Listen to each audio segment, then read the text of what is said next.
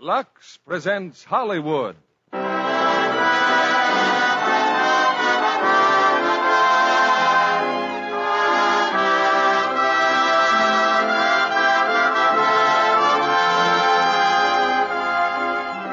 Lux Radio Theatre brings you James Stewart and Marsha Hunt in Made for Each Other. Ladies and gentlemen, your producer, Mr. William Keeley.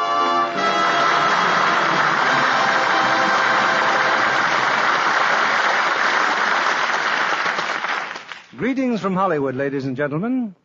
Most stories of romance and marriage end with the phrase, and they lived happily ever after.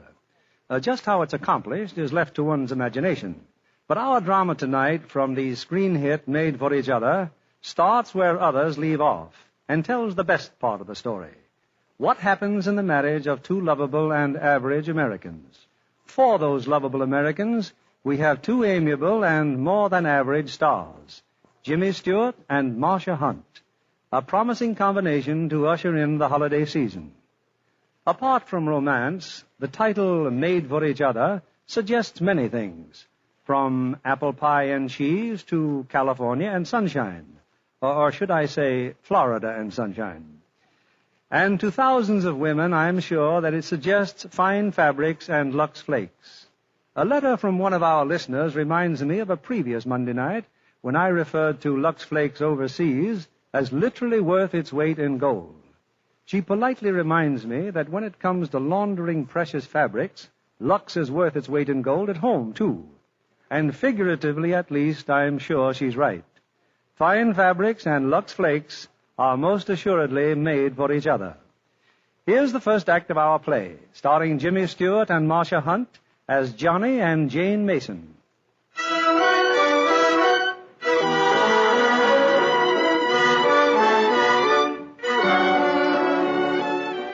High in a New York skyscraper is the law firm of Doolittle, Smiley, and Hutch. Dignity is definitely the keynote of their impressive office. But on this spring morning, dignity is lacking in the extreme. For the whole staff is gathered in the reception room, each coworker well supplied with rice and old shoes. Suddenly the door swings open and the office boy dashes in. Hey, he's coming, Johnny Mason. Do you see him? Sure, I saw him. He's on the elevator. Get the shoes ready. Sure. Where's my ride? Quiet. Shh. Here he comes. Hello, kids. Hey, what's everybody looking at? A fine trick you pull on us, Johnny Mason. What are you talking about? Thanks. Now, wait a second. Wait a second, can't you? Wait a second. Guys, can't a fella get married? It isn't unusual, is it? Or is it? Mason! Just because a guy happens to go off... Mason! Oh, hello. Good morning, Judge Doolittle. Come into my office. Yes, sir. I was just on my way. Never mind. Come in and close the door. Yes, sir. What was all that racket out there? Well, they somehow found out that while I was up in Boston... You get the deposition in the case of Higgins against Higgins? Yes, sir. Here it is. Let me see it. Go on. What about the uproar? Well, after I got the deposition, I had a few hours to spare. What kind of nonsense is this? This isn't the deposition. It isn't? No. It says to the party of the first part, I love you, signed party of the second part. Oh, all of that, yeah, wrong paper. That's a note from Jane, my wife. Your wife? Well, that's what I'm trying to tell you. I got married. You got married? Yeah, it all happened just as suddenly as that. I was walking on the common up in Boston, and she had a cinder in her eye. Oh, what? Cinder. A piece of, cinder. And, she stopped, and I stopped, and that's when I took the cinder out of her eye. And that's when you married her? That's right. Oh, I got the deposition first. That took 2 days. I see. Pretty quick, wasn't it? Yes, sir. I imagine Eunice will be rather surprised at this. Your daughter? Oh, well, she can't be any more surprised than I am. Hey, Judge Doolittle, you know, when people get married, they usually go on a honeymoon. Nonsense. Honeymoons are a waste of time. Yes, sir. But you know how women are, and if it wouldn't inconvenience you... How about Higgins against Higgins? It'll inconvenience them, won't it? No, sir. That is, if you'll pardon me, I've arranged a continuance with the opposing counsel. A continuance, eh? All right, Mason, take a week. A week? Oh, well, I'm afraid I couldn't very well make it in a week. You see, we were going to Bermuda. 10 days, then. Well, we were sort of hoping for a month. A month? 4 weeks? Yes, sir. You see, Jane's waiting out in the car for me, and I told her we could probably stay down there for... Now, see here, Mason. Higgins against Higgins is much more important than Bermuda. You'll see all that's necessary in 10 days. It's a very small island. But, 10 days, Judge Doolittle. 10 days. Yes. Well, go on, Johnny. Go on. Oh, the boss was swell, Jane. I showed him your picture. You didn't? Yeah, Oh, Johnny. Yeah. He was marvelous. I couldn't congratulate me enough. Well, then you didn't have any trouble about the month off. Oh, well, no. Not what you'd call trouble. The only thing is that... Go on. Well, didn't exactly get a month. Oh? Of course, if I had insisted, Darling, how long did you get? Well, I compromised on 10 days. 10 days, Johnny. Yeah, but now I have it all planned, darling, and the boat takes 2 days to get there and 2 days to get back. That's a whole 6 days we'll have. A whole 6 days. I know, darling, but old Granite Pussy just doesn't believe in honeymoons. It's not bad, though, you know. After all, it'll help with my mother. What'll help with your mother? Well, we won't have to leave her for such a long time. Oh. When you phoned her this morning, what did she say? Oh, she was fine. You told her about me and getting married and all? Well, I sort of broke the ice, yeah. Johnny, how much ice did you break? Well, I told her that while I was up in Boston, I ran into several people. Didn't you tell her about me at all? Well, I kind of thought it'd be fun to surprise her, you know. Surprise? Johnny, I think you'd better see your mother by yourself. Oh, no, Jane. No, I should say not. I have the whole thing planned, move by move. Now, look, we'll start at the beginning. Now, I'll tell her that while I was walking on the common, I met you. And so, Mother, after I got the cinder out of Jane's eye, we walked along together. How interesting, I'm sure. Would you have some more tea, Miss... I didn't catch your last name. I don't think Johnny mentioned it. I will have some tea. Thank you. Yes, John. Go on, dear. And then we kept walking some more. And then we had a bite to eat. Yes, go on. We had a bite to eat. And I told her I was crazy about her. What did you say? We were just as surprised as you are, Mrs. Mason. Yeah, it was love right after the cinder came out. Oh, dear, you know, Miss... My name is Jane. Oh, yes, of course, Jane. John, so young and impulsive. Now, Mother, this is different. Jane, my dear, are you visiting relatives here? Well, yes and no. You see, I came down with Johnny. From Boston? Together? Last night? Oh, you see, Mother, we thought that since we were engaged... Engaged? But what did your family say about it? I have no family. I was going to night school, taking a course in journalism. She gave it up when she met me. I'm sort of a postgraduate course. My dear, if you have any opportunity for a career, by all means, follow it through. Oh, but don't you think marriage is a career in itself? Oh, indeed, but one shouldn't rush into it pell-mell. There are too many things to learn. Well, Jane will learn them after we're married. Don't worry, Mother. I hope and pray that day won't come for many years. Oh. You don't think we should get married? Emphatically not. Please understand, I have nothing against Jane. I'm sure she's a lovely girl. Mm-hmm. Well, I'm glad of that, Mother, because, you see, you know, when she asked you asked if she was visiting relatives, well, as a matter of fact, she's visiting one right now.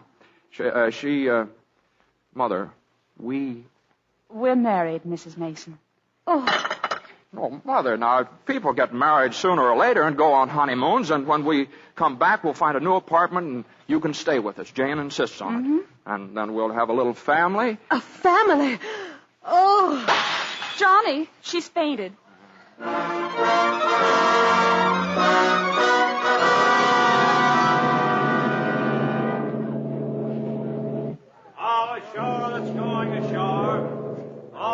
Well, it's time for me to leave, I suppose. Oh, guys, don't look so sad, Mother. We'll be home in 10 days. I know. Goodbye. Goodbye, Mrs. Mason. Don't let him have too many strawberries, and see that he wears a hat in the sun. I will. Now, take it easy, Mother. He almost had a sunstroke once. That was 14 years ago. And if he gets seasick, don't forget the pills I gave you. Oh, and take care of yourself, too. Thank you. Goodbye, Mrs. Mason. Come on, we'll wave to you from the rail. No, you stay here. I couldn't stand to see the boat leave with you on it, John. Goodbye. So long, Mother. I'll see you in a couple of weeks. Take care of him. He's my only son. I will. Gee, funny things, Mother. Let's go in the stateroom, huh? Come on, let's unpack. We've got lots to do, darling. No, let's just sit here and think. All right. You know, this is the first time in my life I've been away from America. Me too, Johnny. Hey, Janie. What? Hey, you remember when I took that cinder out of your eye? How could I forget? You know I threw it away. Oh. I should have kept it. If it weren't for that cinder, maybe we'd never met. Oh, Johnny, don't say that. We had to meet. I don't know, maybe, but I don't know. If it hadn't been for that cinder, though, you know. Oh, Johnny, isn't everything just beautiful? Hey, that's us. We'll pull out pretty soon. Bon voyage, darling. Bon voyage, sweetheart. What's that? I don't know. Go see. Come in? Hello, Mason. Just caught you in time. Well, Carter, nice of you to come down. Jane, this is Mr. Carter of the office. How do you do? Mrs. Mason? Well, a good thing I got here. You've got just 5 minutes to get off the boat. Get off the boat. Oh, don't mind him, dear. He has a funny sense of humor, yes. Doolittle hasn't. He wants you back in the office right away. What are you talking about? Higgins against Higgins. Well, what about Higgins against Higgins? Higgins against Higgins goes on the calendar next week. Johnny, they can't. Oh, Carter, no, I got a continuance for a whole month. Except the other attorney didn't sign it. Judge Doolittle had the case reset for this week. Well, what does that granite puss think I am, a puppet? Some kind of a pawn he can push around like a pawn? Like a pawn? It's out of the question. Is that what you want me to tell Judge Doolittle? Yes. Well, now, Jane, will you excuse us a minute, Carter? Certainly, but you'd better hurry. That's telling them, Johnny. Yeah, sure, Jane, but, look, now, I mustn't be too impulsive like Mother says, you know. Higgins against Higgins, my most important case. Not as important as our honeymoon, dear. No, of course not, darling, but I don't want to lose my head. Now, you see, darling, a lawyer is a little like a doctor or a soldier. You see?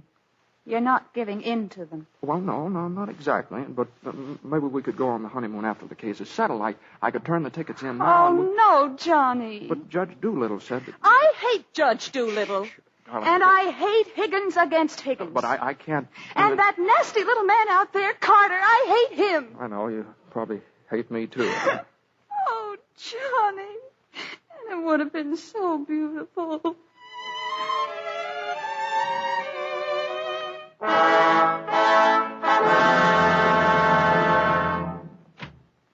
Hello? Anybody home? Johnny, I've been worried to death. Yeah, I got tied up in court. I didn't know whether I'd get home in time for the party or not. Well, did you bring the wine for the dinner? Sure, you see, old Granite Puss's favorite brand. Oh, well, hurry, darling. They'll be here any minute. Well, all I got to do is shave and change my shirt. Don't use the guest towels. Yours is on the second rack. Okay, how's it been going? Oh, everything's just lovely. An ultimatum from Annie. She's quitting tonight. Tonight? That's all right, though. She'll see us through dinner. Fine. Well, what are we having for dinner? Roast beef. Say, that was certainly a brilliant idea of yours, inviting Eunice Doolittle at the last minute. Well, she's the judge's daughter, isn't she? What could I do? And that impossible twerp Carter. Well, Eunice had some sort of a date with him. I had to ask. You know, I've always had an idea he had something to do with canceling our honeymoon. Well, it's going to be different when my name moves up in the door. Doolittle, Smiley, Hutch, and Mason. Oh, Johnny, really? Practically up there now. I won the appeal in Higgins against Higgins. Oh, you're marvelous, darling. Huh. Hey, you're all dressed. Uh-huh. Well, except for this. Hook me up, darling. Where to hook you? Oh, those hooks in the back. Oh, pretty nice neck you got there, you know. As nice as Eunice Doolittle's. Well, what do I know about Eunice Doolittle's neck? I never even noticed she had a neck. There, I think I got them all down. They were all hooked up. Thanks, dear. Now run out and see how Annie's doing in the kitchen, huh? Okay. Oh, and hurry, Johnny. Jane, your guests are here, my dear. Oh, good evening, Judge Doolittle. Well, good evening, Mrs. Mason. This is my daughter, Eunice. How do you do? How do you do, Mrs. Mason? You know Mr. Carter? Yes, we've met. We're a little early, I'm afraid. Oh, no, not at all. It's just 8 o'clock. Johnny should be. Jane! Yes, dear? You know, I was just thinking, I'll bet old Granite Puss will be late. He's always here. Good evening, Mason. Oh, yes. Good evening, Judge. I have great news for you, Judge. We're having roast beef tonight. Isn't it? Miss Mason, dinner's ready. Do you want it now, or will you eat it cold? Well, shall we sit down?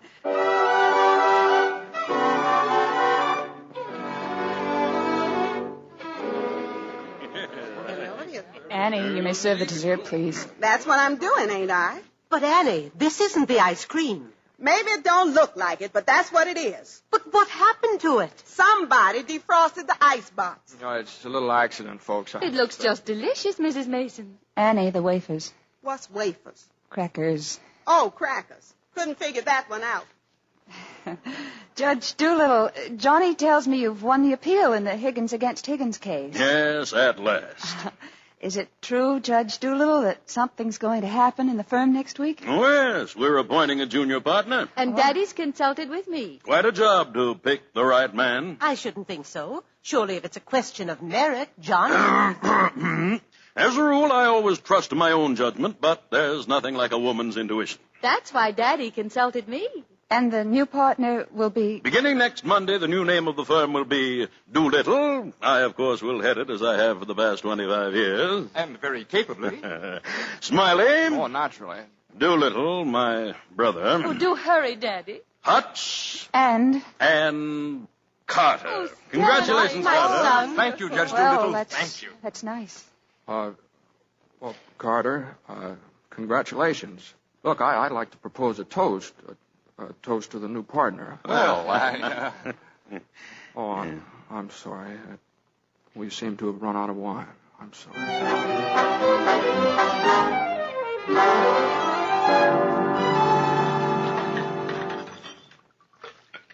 Will you give me the dishes, Mother? Just hand them over. Careful, son. Somebody left their peas. It was Judge Doolittle. John, The gravy sure sticks on this stuff.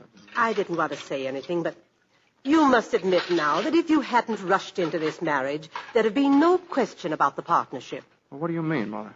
If you'd have married Eunice Doolittle, and you could have, you'd have been in Mr. Carter's place. Jane's got more on her little finger than Eunice Doolittle will ever have if she lives to be 900. But, son, Jane is... And, Mother, now there's something else. I don't like to mention it, but it isn't any too easy for Jane. All of us living here like this. I wish you'd try and understand. But I only had your good in mind when I mentioned the partnership. My partnership with Jane's all the partnership I need. Me too, Johnny. That's all I need. Must you eavesdrop? Oh, she wasn't, Mother. You're both siding against me. Oh, now, Mother, I don't think we ought I've got all I can bear. Don't add any more. We're not trying to. The dinner was the most humiliating experience of my life. Of course, it was for us, too. Not me. I don't care what they think. And I'll be blamed for it. That's all the consideration I get around here. Consideration. You don't need the consideration. Jane.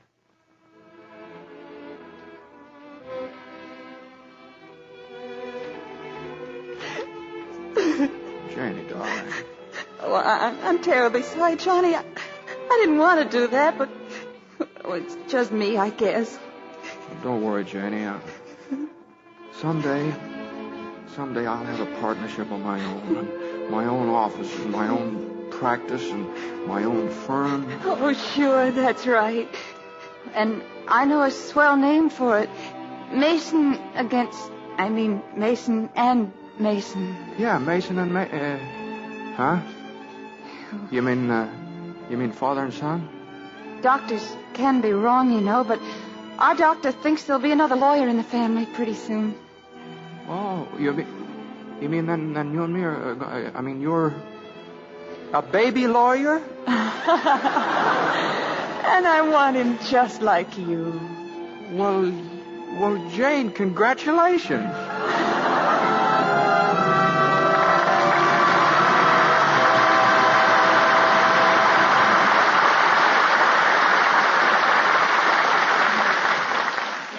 We'll return with Act Two of Made for Each Other, starring Jimmy Stewart and Marsha Hunt, in just a moment. Most people get a thrill out of being able to say, when they see a famous star, "Oh, yes, I knew her when she was a model," or, "I had a date with her in high school." Tonight we have as our guest a young lady on the threshold of her screen career. So one of these days you may be saying, "Why, I heard her on the Lux Radio Theatre. She's Miss Jane Nye. Goodness, Mr. Keeley, you make me feel as self-conscious as when I had to recite in front of the boys in high school. But I hear you took your screen test for 20th Century Fox very calmly, Jane. Honestly, I did have the jitters, but I'm learning how to camouflage them. You certainly are. You play your role in State Fair like a veteran. Well, Jean Crane and Dana Andrews are grand people to work with, and I still pinch myself at my good luck. Perhaps your blonde hair and dancing blue eyes help Lady Luck along. Thank you, Mr. Keeley. That helps to make up for missing some of the fun in the picture. What do you mean? Well, everybody else goes to the state fair, but I stay home. However, at the fair, they get splashed by some rambunctious pigs. I'm sure that Lux took care of that in no time. Eh, John? I know that 20th Century Fox, like other leading Hollywood studios, depends on Lux for all their washable costumes. One of the wardrobe girls told me that, too. I wear a darling pink cotton dress in the picture, and it was Luxed every time I wore it. Lux care is especially important in Technicolor pictures because any fading would be noticeable on the screen. Well, that dress stayed the most luscious color all the time. Is pink your favorite color, Jane? Almost, Mr. Kennedy. I like pastels especially, but not washed-out ones. That's why thousands of women Lux all their nice colored rayon and cotton dresses, blouses, and sweaters. Tests prove that colors stay lovely up to 3 times as long with gentle Lux care. Strong soap, hot water, and rough handling can make fabrics soon look faded and drab. You can depend on this promise. Anything safe in water is safe in Lux. Here's your producer, Mr. William Keeley. The curtain rises on Act 2 of Made for Each Other, starring Jimmy Stewart as Johnny and Marsha Hunt as Jane.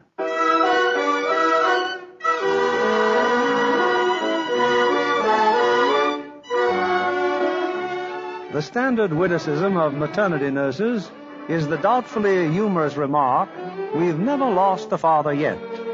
But Johnny Mason, like many fathers before him, is not so easily convinced. His knees are shaking, his face is contorted with terror as he awaits the advent of his future law partner.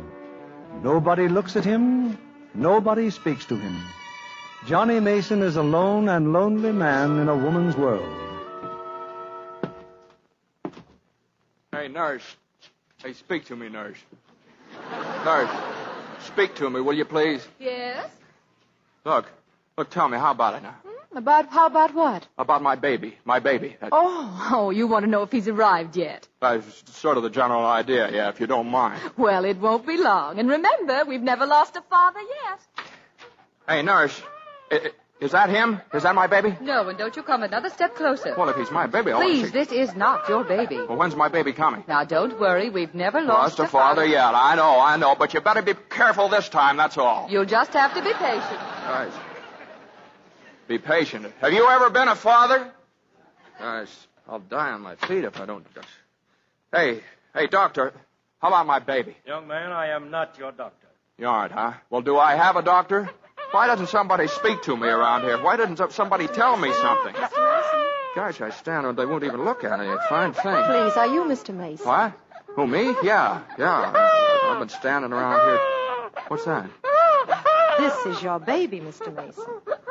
That's my girl? It's a boy. And Jane, how's Oh, Jane? she's fine. Mr. Mason, aren't you a little pale? Oh, me? No, I'm all right. I never felt... Intern,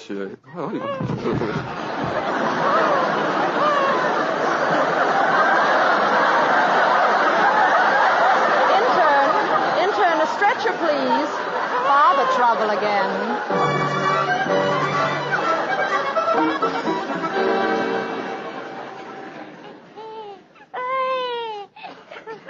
It's a touch of colic, I know. No, Mother, he's just hungry. I'm sorry, my dear, it's colic. He's cried for 5 minutes. Johnny, where's that bottle? Coming, dear. Here you are, fella. Just warmed up right. Hey, look, he's smiling at me. That's gas. Oh.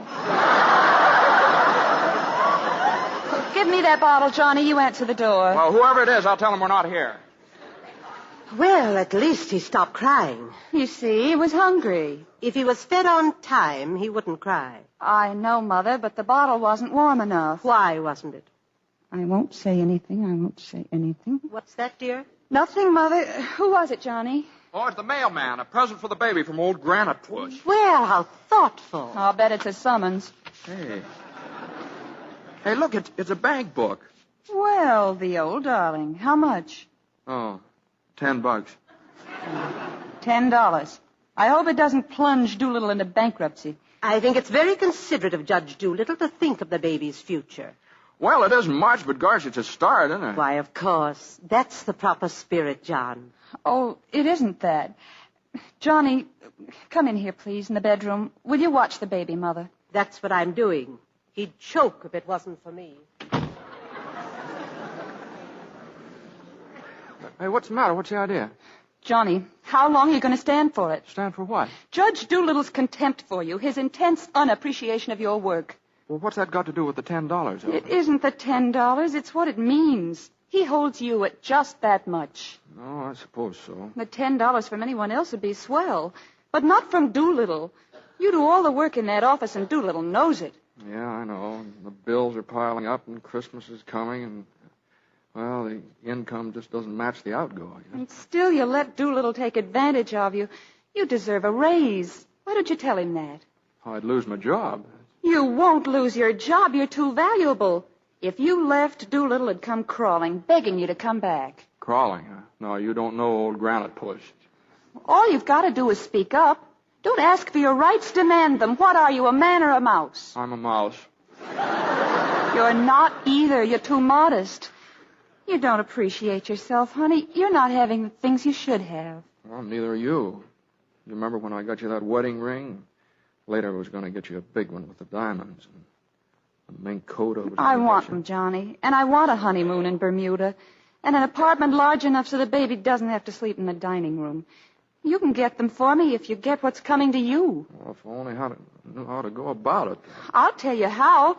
You just walk in and say, Judge Doolittle, there's something I've got to say to you right now. What'll he say? Well, he'll say, sit down, Mason. What is it? And you'll say, Judge Doolittle, I've been working for you for 5 years. I've given you all that's in me, every ounce. Yeah, and then he'll... No, wait, no. He'll say, there's no doubt about that, Mason. And I'll say... All right, Judge Doolittle. What are you going to do about it? I hate to think of what'll happen then. No matter what he says, you say either a raise and a junior partnership or accept my resignation effective immediately.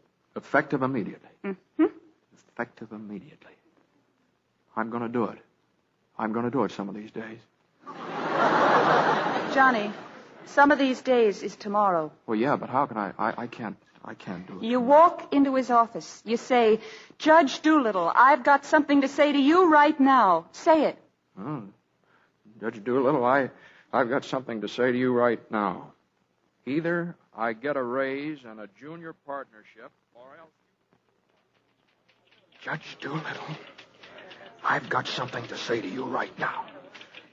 Either I get a raise and a junior partnership... Mason, what in the world are you doing? Oh, me? Well, I was just rehearsing. Rehearsing? Well, yes, it was very important, sir. It's more important you answer your buzzer. Oh, Come in here. I'm sorry. I guess I must have been busy rehearsing.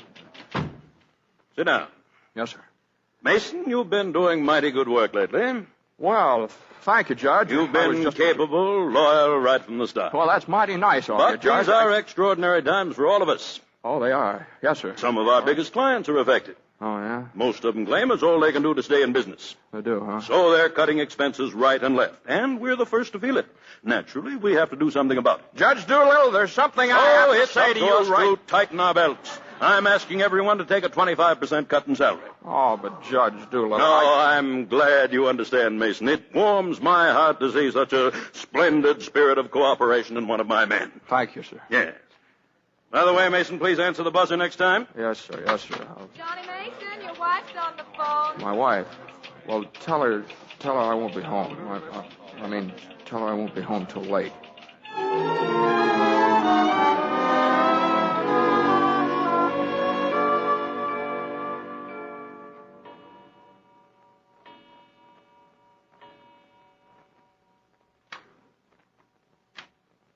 Johnny? Johnny, is that you? Yes, it is. The great John H. Mason, big shot lawyer. Good morning, Johnny. Good morning. How do you feel? I feel fine. Oh, what time is it? What time is it? 4 o'clock, 5 o'clock, high noon? Oh, it's just 3, isn't it? Well, if you knew what time it was, why did you ask me what time it was? What difference does it make anyway what time it is? I feel fine. You'd better go to bed, Johnny. Well, must I be told like a child? All right, I'll go to bed. Are you going to sleep? Yes, I'm in bed, of course. I'm going to sleep. Do you think you'll be comfortable? Of course I'll be comfortable. Don't you think you'd be more comfortable if you took off your hat? Well, maybe I would. Can I help? No, and I don't need any help. But what are you looking so funny about? Better go to sleep, dear. And you'd think I was on the witness stand or something. A man comes home looking for a little peace and quiet, and what happens? Why didn't I phone you? Why didn't I come home for supper? A million questions fired at a fella. I ran into Doolittle this afternoon. I was out for a walk with the baby. He was in the park. All right.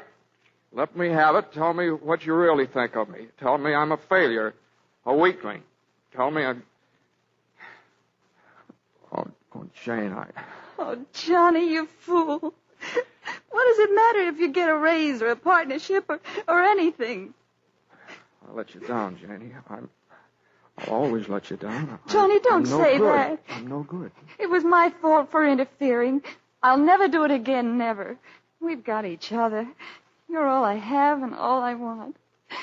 And please, if you feel bad, I'll die. Oh, Jane, I don't... Oh, Johnny, look at me and tell me you don't feel bad. Jane, I don't feel bad. I feel fine.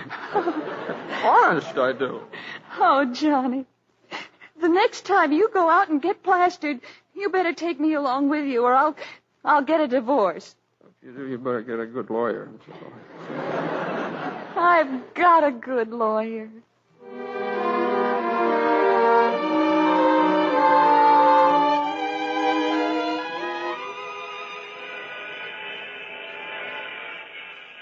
Johnny, will you close that window, please?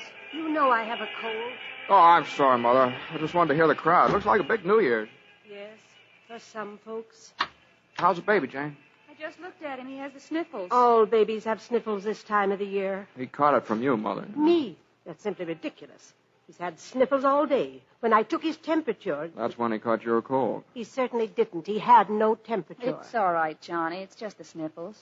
I suppose I ought to stay in my room all day. Oh, Mother, please. It's New Year's Eve. It's just like any other day as far as I'm concerned.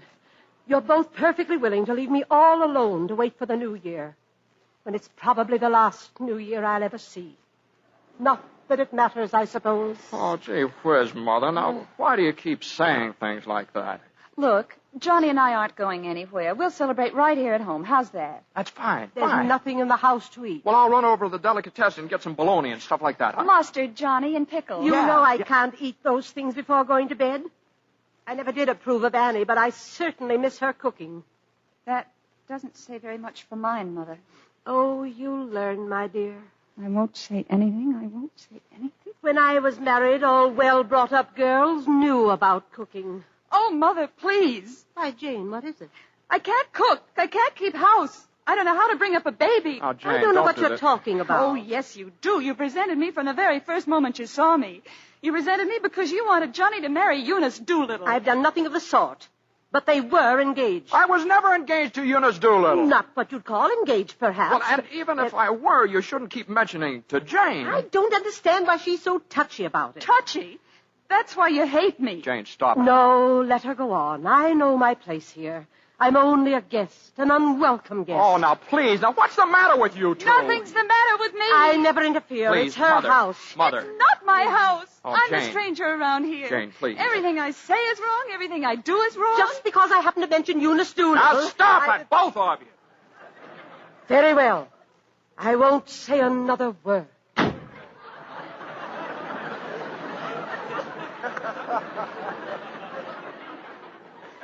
You see what you made me say to Mother? You said it to me, too. Don't I count? Well, sure you do, Jane. Only Mother's an old lady. Why can't you get along with her? Why can't she get along with me? You don't know how it is. You're at the office all day. Between taking care of the baby and the house and listening to her criticize everything, I can't stand it anymore. All right, then you don't have to. Johnny, where are you going? I'm going out. Where, Johnny? I don't know, anywhere, as long as I get away from this wrangle. You don't want me to go with you? Oh, I'm sorry, Johnny. Really, I am. Well, you don't have to apologize. Would you rather I didn't come with you? All right, Johnny. I don't mind. No. Come on. It's all right. You're sure you don't mind? Well, no, certainly I don't. Come on. Oh, we'll have a good time. You just wait and see. More wine, sir? No. There's nothing the matter with it, sir. No, it's fine. Yes? Johnny, what's happened to us? I don't know. Didn't we always promise we'd never keep anything back? Yes? Then why don't you tell me? I've tried to, and it won't come out. What do you want to say? Well, maybe I played you a dirty trick when I took that cinder out of your eye. Did you? Well, you'd never have married me if it hadn't happened. Oh, don't say that, Johnny. All my life, I've run away from things. Well, I'm not going to run away from this.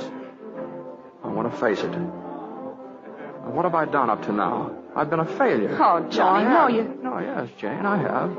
I've gotten nowhere at the office. I'm in debt. Now it looks like my marriage goes on the rocks. No, Johnny, no. It's been my fault, too. No. I've been the one that's made the mess of things. Even my own kid has to sleep in the dining room. I've made a household drudge out of you. Johnny, I love being a household drudge. You're tied down to the house and baby.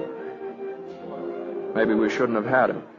Johnny, the baby, you're not sorry about him. Crazy about him. Crazy about you, too. I'd die for either one of you, but... No, that wouldn't work either. I don't even carry life insurance. Now, let's be sensible about it, Jane. I'm no good for you. Maybe it's the other way around. You were doing fine till I came along. Well, what is it? Do you want a divorce? Well, I'm trying to look at it sensibly, that's all, from your viewpoint. I never thought this would be our New Year's. But anyway, we've finally got something to celebrate. Well, Happy New Year. Happy New Year. I guess we must be pretty intelligent people to come to a decision like this and be so sensible about it. Yeah, I guess we must. Everything didn't go wrong, though. We did get a baby out of it.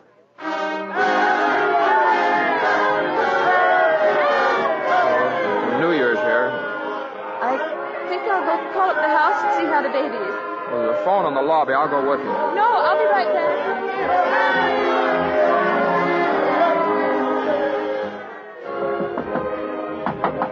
Jane, let me in. Let me into the booth, Jane. I want to... Jane, listen. Wait. Hello. Go on, Mother. Yes, I'll come. I'll come as fast as I can. Jane, what is it? At the house? Where? All right. What's happened, darling? Johnny. What's the matter? The baby. What's the matter? They've taken him to the hospital. Something's happened. Oh, hurry, Johnny, hurry.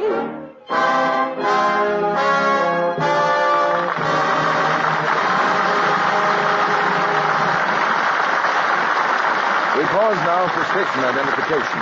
This is CBS, the Columbia Broadcasting System.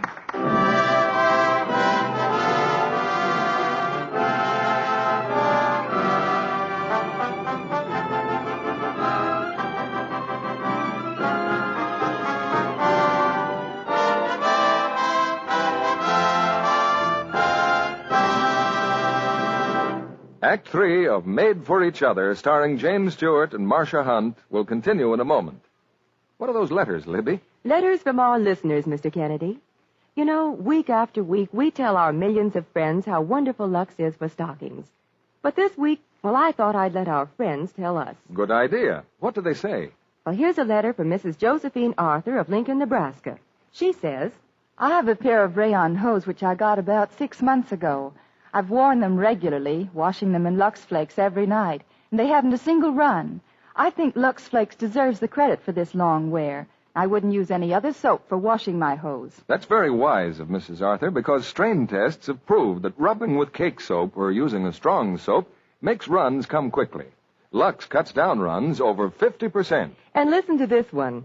Miss Dorothy Fiskus of St. Louis, Missouri writes, I am a hospital technician. Almost a year ago, I purchased 3 pairs of 45-gauge rayon hose. I have washed them daily, always using Lux Flakes. Today I still have the same 3 pair of hose, and not one of them has a run. I think that's quite a good record, especially since I'm on my feet all day long. They're extremely interesting letters, Libby, because they bear out exactly what scientific strain tests have proved, that stockings last twice as long washed with Lux. You can see why so many makers of stockings, over 90% of them, recommend Lux for all kinds of stockings. Miss Fiscus also says, hopefully, now that the war is over, perhaps I won't have the difficulty I did for a while in getting Lux. We hope so too, Miss Fiscus. But if your dealer doesn't have Lux the first time you try again. More is on the way. You've discovered for yourself Lux is worth waiting for. Here's Mr. Keeley at the microphone. We continue with Act 3 of Made for Each Other, starring Jimmy Stewart as Johnny and Marsha Hunt as Jane.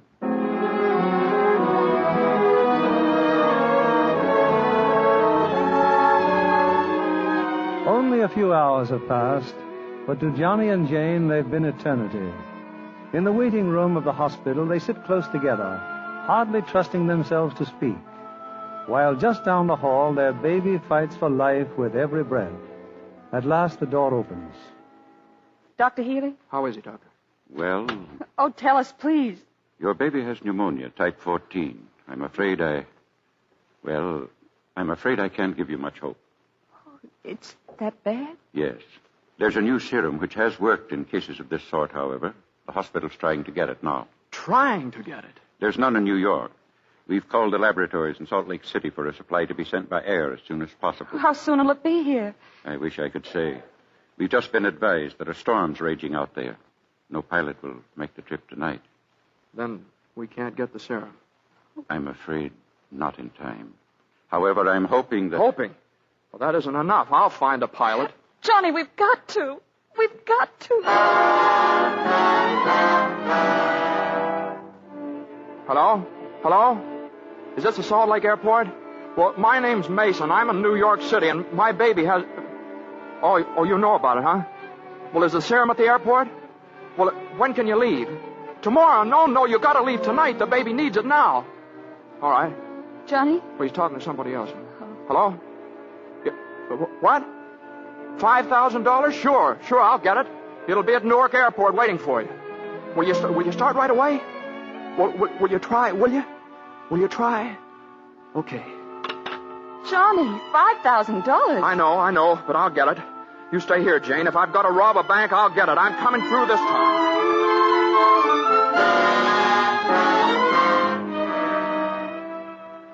This is an outrage. You don't dare awaken Judge Doolittle. Is this his room? Mr. Mason, you must leave immediately. Doolittle, come on, wake up. Mr. Mason, please, he'll be furious. Doolittle, come on, wake up. Who is this? That's Mason from the office. I've got to talk to you. Why, you must be drunk. I'm not. Now, look, Is this Judge. your way of celebrating the New Year? Now, you listen to me. No, you listen to me for a change. When you asked me to take a cut, I took it, didn't I? And then I had to make my baby sleep in the dining room, and that's how he caught his cold. What are you talking about? I'm talking about my baby. He's got pneumonia. And I need $5,000. That's what it'll cost to get the serum from Salt Lake. And you're going to let me have it. My baby's dying. He's dying. Do you understand that? Your baby? Well, why didn't you get in touch with me sooner? I'm terribly sorry, Mason. I don't need sympathy. I need serum. Every second counts. All right, Mason, all right. Simon, my checkbook and a pen. Yes, sir. Oh, Judge, thanks. Thank you, sir.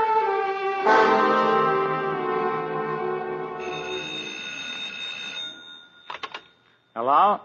Hal? Yeah, it's the airport. Huh? Okay, put him on. Hey, Conway, it's that bug in New York wants me to fly a plane there. Oh, tell him he's nuts. We couldn't get a ship off the ground. Yeah, and that ain't... Hello? Oh, hello there, yeah. Yeah, Mr. Mason. Yeah, the serum's here, but it's impossible to take off. What can I do? I know how you feel. What can you do with a guy like that? Give me that phone. Wait a second, Mr. Mason. Conway will talk to you. Look, Mason, what do you think this is, a suicide club? You can't expect any guy in his right mind to fly a plane on a night like this. But a ship wouldn't stand a chance of getting through. Huh? Oh, now look. Holy smoke. Now, wait a minute, buddy. Take it easy. Hold on a minute. Hey, Hatton. Yeah? Hatton, look. Let me borrow your plane. Are you crazy? You ought to know how it is. You got kids of your own. I'll give you half the money if you loan me the crate. Well, suppose you crank it up. Then you can keep the whole 5. I won't need it. Okay, Conway, but you're nuts. Hello, Mason. Relax. I'll highball her into New York tomorrow. Jane, has Johnny called yet? Yes, he's waiting at the airport. What did he say? Just that the plane's left Salt Lake. How long will it take to get here?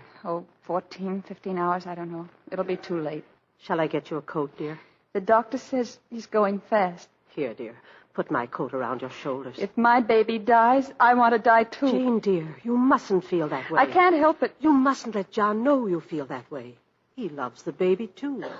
As much almost as he loves you. Poor Johnny. He'll be so lonely if the baby... He'll have you, Jane, and you'll have him. And you can't be lonely, either of you, as long as you have each other. Mother... You know when you're lonely, really lonely? When you've no one to share things with, not even a loss. Mother... That's when you're really lonely. Oh, Mother, I haven't understood. You are lonely, aren't you? Oh, Mother...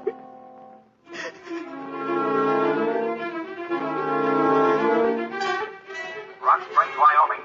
Conway calling Rock Springs. Conway in NC24 over Rock Springs. Relay this message to Newark. Blizzard increasing. Ship icing up. Making a detour south toward Denver.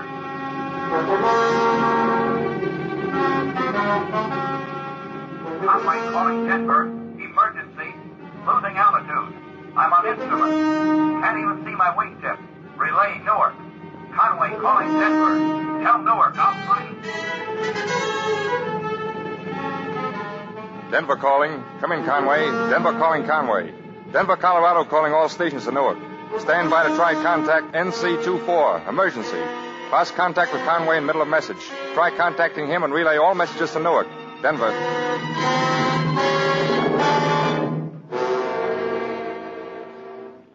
Have you heard anything more? I tried about an hour ago, Mr. Mason. I'll try Allentown again. They might have heard something. Well, hurry, please. This waiting is terrible. Newark calling Allentown. Do you read me, Allentown? Come in, Newark. What's the latest on Conway and NC24? Haven't heard a thing for 8 hours. Did you check Iowa City? Yeah, about 10 minutes ago, and they just checked with Omaha. No word of any kind? No, and the things come through. Let me know right away if something does. Okay. That's it, Mr. Mason. Well, do planes go this long unreported? Longer sometimes, Judge Doolittle. Of course, in weather like this... What? Well, maybe his radio went out. That happened. Yes, that's what I think, Johnny. Yeah. You can look at it this way. Stands to reason Conway got out of the low-pressure area when he passed the Rockies. Why, certainly, it stands to reason. Yeah. You've been swell, Judge. You too, Murphy, and all the operators and the superintendent, you've all been fine to stay here all these hours, trying to give me hope. But there's no use. I can't just keep calling up the hospital to say that there's no news. It isn't fair. So I guess I'll go to her. But I want to thank you. Thanks a lot.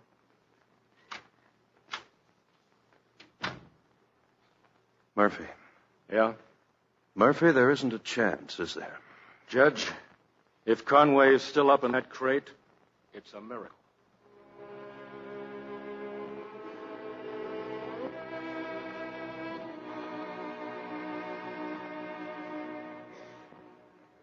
Our Father, who art in heaven, hallowed be thy name. Thy kingdom come, thy will be done, on earth as it is in heaven. Give us this day our daily bread, and... I can't. I don't know how. And forgive us our debts as we forgive our debtors. Oh, Johnny, you've come. And lead us not into temptation, but deliver us from evil. For thine is the kingdom, and the power, and the glory, forever. For thine is the kingdom, and the power, and the glory, forever. Oh, Johnny, I don't know how. I've forgotten how to pray. Well, just ask him, darling. He'll know what you want. Oh, dear God, you know how much he means to us. we've only had him such a little while, and we want to see him grow up to be a man. Oh, please, help our little baby. He's so small, so helpless. Oh, please, please, please.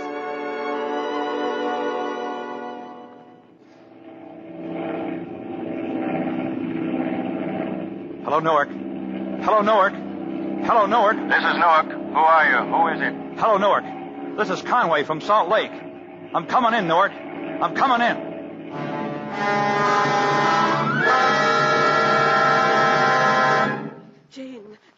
Jane, my dear. Mother, what is it? Dr. Healy, is it all over? No, my dear, it isn't all over. The baby's sleeping soundly, normally, for the first time. Johnny, did they tell you the news? Conway got through with the serum. What? Judge Doolittle brought it to the hospital himself. The baby's going to get well? We administered the serum as soon as it arrived. He's picked up amazingly. He's going to be well? Oh, Jane. Dear God, thank you, thank you.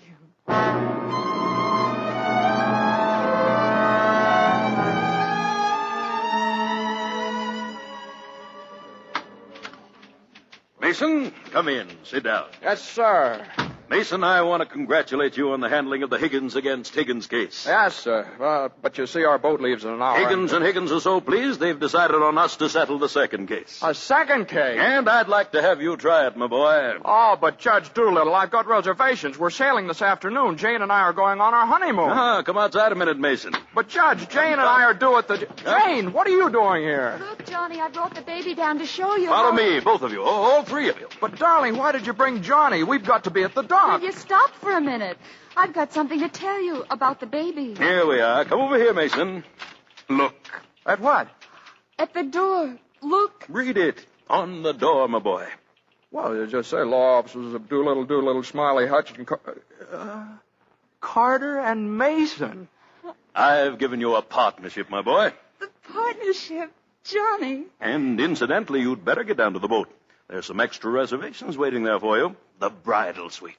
Wow. Well, thanks, Judge.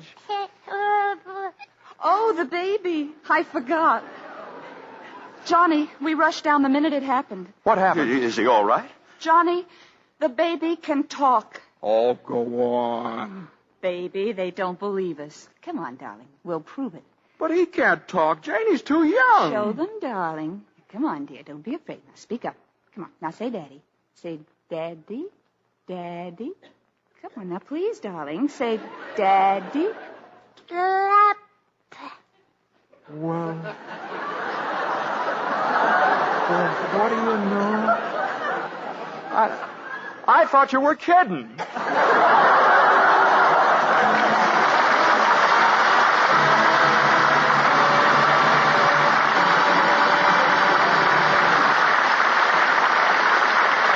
Before our stars return for a curtain call, let's stop in for a moment at the supermarket. Betty Smith is there, scanning the soap shelves. There goes a box of Lux in her cart. Nancy Gray is looking, too, but not where she's going. Oh, excuse me. I'm sorry. Why, Nancy, hello there. I haven't seen you since you got back from your honeymoon. Oh, that was a month ago. How's it feel to be a housewife? Oh, it's fun cooking. But the dishes. I'm not a glamour girl anymore. You look pretty good to me. It's my hands. Well, they never looked like this when I was pounding a typewriter. A bad case of dishpan hands. It makes Jim feel bad because we can't have a maid. How do you stand it, Betty? Anything wrong with my hands? Well, no, but... And I wash dishes 3 times a day. How in the world? Nothing but Lux goes in my dishpan. That strong stuff you have there is swell for some purposes, but not for my hands. I was only trying to watch the pennies. But Lux is thrifty. It makes such rich suds a box lasts much longer. It would fix up those hands of yours in short order. Really? You just take a box and try it. Bet you'll see an improvement in less than a week. Well, sounds easy. It really works. Before you know it, your hands will be just as soft and smooth as ever. Changing to Lux Flakes for dishes is good advice for any housewife who's having trouble with red, rough dishpan hands. Scores of women prove that changing from strong soaps to Lux gets rid of dishpan redness. Budget watchers like it, too. It's been proved that Lux does up to twice as many dishes, ounce for ounce, as any of 10 other leading soaps tested. We return you now to William Keeley. Once more, the spotlight turns on Jimmy Stewart and Marsha Hunt as they come back to the microphone for a well-deserved curtain call. Thank you, Bill. Jimmy, I understand that as soon as this program's over, you're packing to go home for Christmas. That's right, Bill. Back to Pennsylvania, the town where I was born and raised. How about you, Marsha? What's your hometown?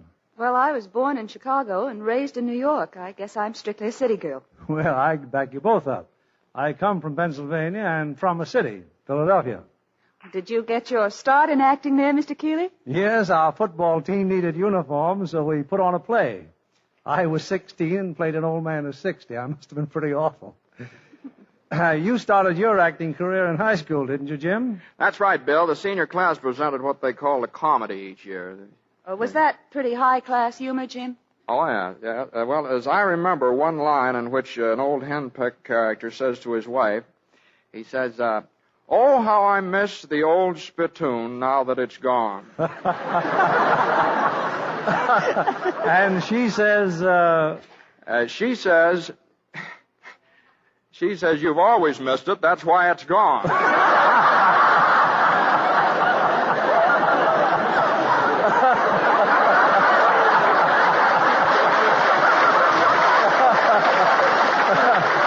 Well, that answers Marsha's question. And a question for you now, Mr. Keeley. What is Lux presenting next week in this theater? Next Monday night, of course, is Christmas Eve. And since that calls for something rather special, we're presenting David O. Selznick's moving and absorbing drama, I'll Be Seeing You, with two of Hollywood's finest players, Dorothy McGuire and Joseph Cotton. It's the touching story of a girl and a soldier, both on furlough for the Christmas holidays, whose sudden love is shadowed by a haunting secret, creating one of the screen's most gripping and dramatic situations. Well, it ought to make a great play for you, Bill. Good night. Good night, and happy holidays.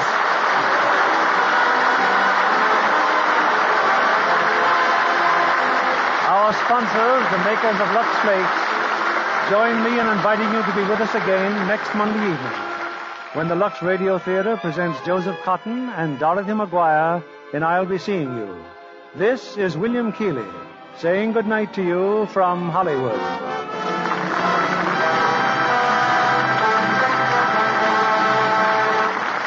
Why isn't soap plentiful now that the war is over? Because soap takes oils, and we're still short of them. Those we used to get from the Pacific still aren't coming in. Now that butter and shortening are no longer rationed, there is less fat than ever for industry. Until we can get more oils and fats from other sources, your government asks you to save every drop of used fats from your kitchen. Saving used fats is just as important now as at any time during the war. More fats for industries will help ease the shortage of fine oils for soaps. Your butcher will actually pay you for the used fats you turn in, 4 cents for every pound. Jimmy Stewart will next be seen in the Liberty Films Frank Capra production, It's a Wonderful Life. Marsha Hunt appeared through the courtesy of Metro-Goldwyn-Mayer, producers of They Were Expendable. Tonight, the Canadian government pays tribute to the motion picture industry of Hollywood, its studios and stars, for their cooperation in Canada's war financing program throughout 9 victory loan drives. At a dinner which is right now being given to leading members of the industry, Canada's ambassador to Washington, the Honorable C.B. Pearson, will express his gratitude and his thoughts for future cooperation in the following words. Your industry, ladies and gentlemen, has as much power as any single agency of man to heal the wounds of war and knit together the pieces of a shattered world. This program is broadcast to our men and women overseas through cooperation with the Armed Forces Radio Service.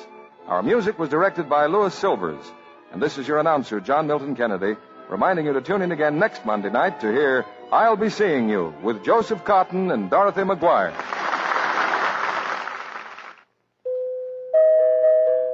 The Spry Treat of the Week. Spry Holiday Magic Spice Cake, made lighter, finer, richer the Spry way. Clip the tested Spry recipe from December leading women's magazines. And remember, only Spry all-vegetable shortening gives you Spry cake-making magic. Get Spry tomorrow. That's S-P-R-Y. Be sure to listen in next Monday night to the Lux Radio Theatre presentation of I'll Be Seeing You with Joseph Cotton and Dorothy McGuire. And why not tune in a half hour early to hear Joan Davis over most of these stations? This is CBS, the Columbia Broadcasting System.